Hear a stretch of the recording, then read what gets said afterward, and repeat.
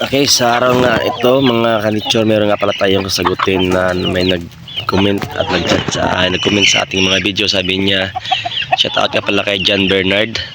Sabi niya, tips idol para tumaba ang ating mga inahin na RIR. So, naghingi po ng tips si Idol John Bernard. Shout out sa inyo dyan. Kamusta po kayo? At ito, gawan ko po ng video. Ito lahat ay base lamang sa aking mga experience, at ang experience ko ay okay naman. Talagang tumaba yung mga RIR na mga inahin. Hindi lang inahin ang tumaba, at saka pati itong mga tandang natin mga kanitsyor. Yun. So ano nga ba ang tips? Okay, so ito ang ginawa ko mga kanitsyor.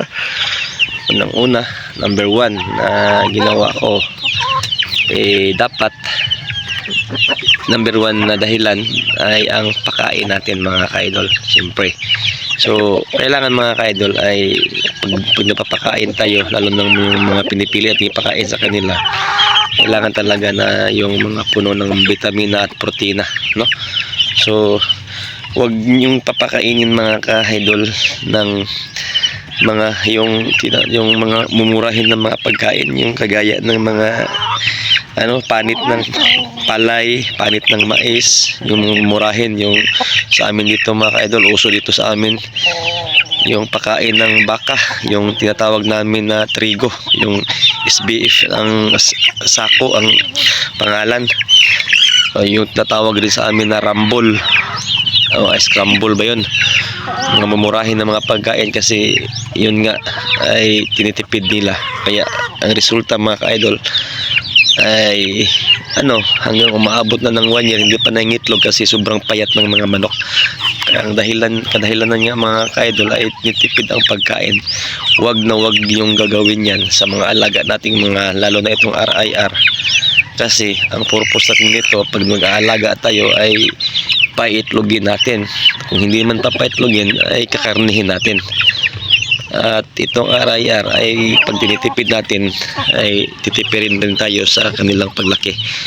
Okay, so yun ang number 1 na tip. Ang pagkain natin na kailangan talagang yung puno ng vitamina at protina. So sa akin mga ka-idol, ang pinapakain ko nito ay ang Galimax. So hindi ako endorser ng Galimax, pero yun lang ang katotohanan. Yun po ang pinapakain ko sa kanila, at sobrang taba nila mga ka-idol. Number 2 na tips ko ay ito, kailangan talaga ay sobra-sobra ang pakain natin. Huwag yung tipirin din natin yung konti lang. Yung sa akin mga ka-idol, hindi ko na tinitimbang ito eh. Tingnan nyo mga ka-idol, marami pang natira, pero nagsing-alisa na sila kasi busog na.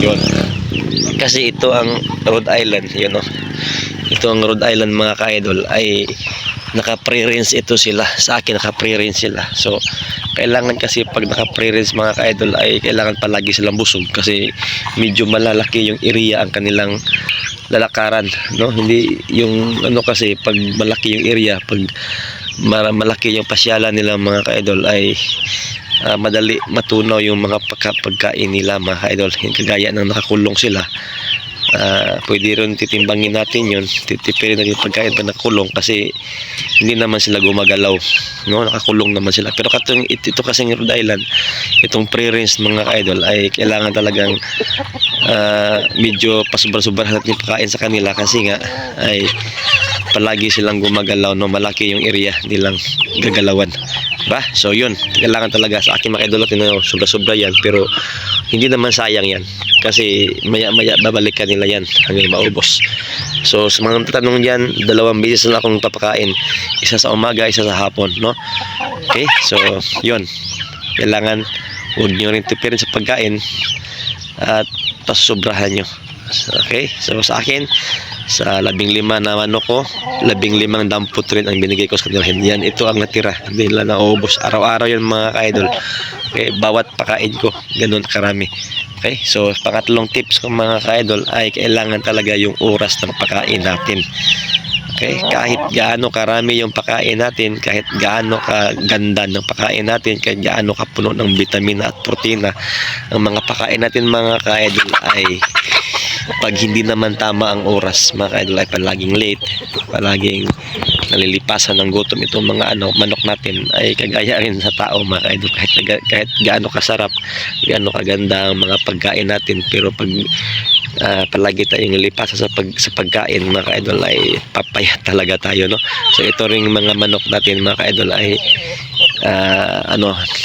meron tayong oras na sinusunod dito. So sa akin mga ka-idol ay nagpapakain ako alas 6:30 ng umaga, at sa hapon naman pinapakain ko ito ng mga alas 4:30 ng hapon. So ganun po ang daily rotation ng pagkain ko sa mga manok na ito. Kaya napaka-importante mga ka-idol ang pagkain sa oras. Dapat maintain talaga at hindi sila nalilipasan ng gutom. Okay? So last tip mga ka-idol, pang-apat ay yung tubig natin. So yun ang tubig natin mga ka-idol. Kailangan napaka-importante ng tubig mga ka-idol, na hindi yan mauubusan. Palaging nandyan yan. Lilinisan natin yan. Dapat malinis rin. So bawat oras kasi mga ka-idol, ay itong mga manok na ito ay gustong-gusto nila ang tubig. Parang tubig ang palagi nilang paborito, no? Kaya kailangan meron palaging tubig nakalagay sa ating mga tubigan dyan, no? So huwag niyo pabayaan, kasi kahit yung tao mga ka-idol, pag palagi inom ng tubig, tataba rin, di ba? So yun itong mga manok natin mga ka-idol, parang tao lang rin ito ang ating pag-aalaga, no? So ganun lang, 4 na tips. Pag yun ay sinusunod natin mga ka-idol, ay ito na yung resulta. Kaya experience ko na kaya mga ka-idol. Kaya mas maganda kasi ituro itong experience natin kaysa hindi natin experience. Medyo mahirap na tayo dyan. So sa akin, naturo ko talaga kung anong experience ko, at ito ang resulta. Napakaganda. Yun, hindi ko pa nga nakuha yung itlog mga ka-idol. Ito yung resulta mga ka-idol.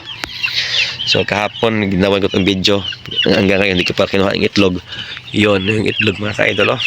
Yun, ito yung resulta, punong-puno. Araw-araw ako nag-harvest ng itlog. Yun, punong-puno na ang basket natin, di ba? So ito na, alas 6:30 ngayon ng umaga, may na yung itlog na. Tingnan mo, di ba? Dito rin, meron din sa baba. Di ba?